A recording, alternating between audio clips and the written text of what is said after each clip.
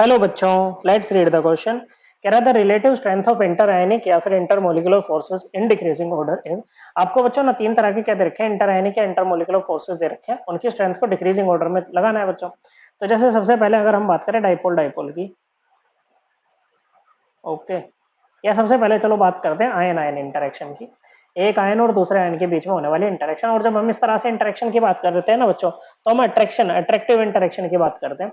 जैसे सपोज करो आपके पास में सोडियम है, मेटल है बच्चों, सोडियम प्लस बनाएगा, एक इलेक्ट्रॉन छोड़ देगा बच्चों।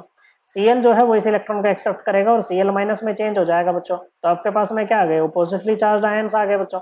तो इनके बीच में जो इंटरेक्शन होगा ना, इसको हम कहेंगे आयन आयन इंटरेक्शन यहाँ पर हो रही है बच्चों। ओके बच्चों, और इस इंटरेक्शन से बनता है आयनिक बॉन्ड। क्या बनता है बच्चों, इस इंटरेक्शन से बनता है आयनिक बॉन्ड। ओके बच्चों, तो ये हो जाएगा आपका Na+Cl माइनस। ओके बच्चों, तो यहाँ पर जो इंटरेक्शन आ रही है ना बच्चों, वो है आयन आयन इंटरेक्शन, और आयन आयन इंटरेक्शन जो है ना वो डायरेक्टली प्रोपोर्शनल होती है 1/r² के। ओके बच्चों, किसके, 1/r² के। देखो डिस्टेंस जितना ज्यादा होगा ना, इंटरेक्शन उतनी कम हो जाएगी बच्चों। ओके, और ये बहुत ज्यादा स्ट्रॉन्ग इंटरेक्शन होती है बच्चों आयन आयन वाली।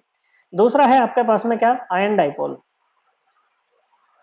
एक आयन और डाइपोल के बीच में होने वाली इंटरेक्शन। आयन आपने देख ही लिया है, सपोज करो आपके पास में सोडियम प्लस आयन है।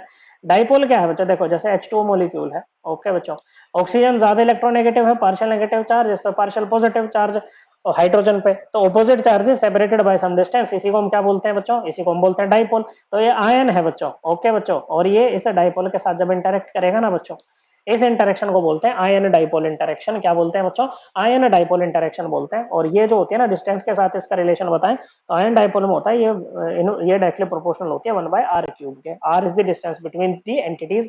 अब एक बात बताओ बच्चों, अगर आयन आयन और आयन डाइपोल में आपसे कंपेयर करने के लिए कहा जाए तो किसको स्ट्रॉन्ग बताओगे आप, आयन आयन को स्ट्रॉन्ग बताओगे, क्योंकि आयन आयन में क्या है बच्चों, फुल चार्ज आपके क्या कर रहे हैं बच्चों, यहाँ पर जो है इंटरेक्ट कर रहे हैं बच्चों, लेकिन यहाँ पर एक तरफ फुल चार्ज और एक तरफ पार्शियल चार्ज है बच्चों। ओके, तो जो आयन आयन इंटरेक्शन है वो स्ट्रॉन्गर होती है आयन डाइपोल से। अभी तक हमने ये सीखा है बच्चों। यहाँ पर तीसरी आपके पास में डाइपोल डाइपोल ये होगी बच्चों, जब एक डाइपोल हो और दूसरा भी आपके पास में क्या हो बच्चों, डाइपोल ही हो।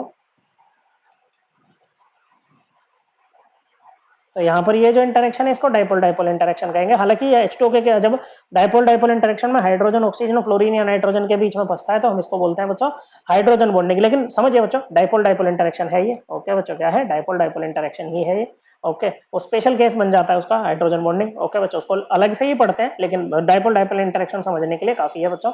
और यहाँ पर क्या है, पार्शियल चार्जेस हमारे क्या कर रहे हैं बच्चों, इन्वॉल्व है। यहाँ पर तो एकदम कंप्लीट चार्जेस, यहाँ पर एक एंटिटी के पार्शियल थे बच्चों, यहाँ पर दोनों के ही पार्शियल है। तो डाइपोल डाइपोल इन तीनों में क्या होगी बच्चों, सबसे कम इंटरेक्शन होगी बच्चों इसकी। और आप इसको ऐसे भी समझ सकते हैं, ये डिस्टेंस से डायरेक्टली प्रोपोर्शनल होती है ये बच्चों 1/, इसका भी लगभग मतलब R³ ही रहता है, लेकिन ये बच्चों वही चार्जेस के हिसाब से आप देख सकते हो आयन डाइपोल का, आयन डाइपोल की जो स्ट्रेंथ है वो ज्यादा रहती है बच्चों।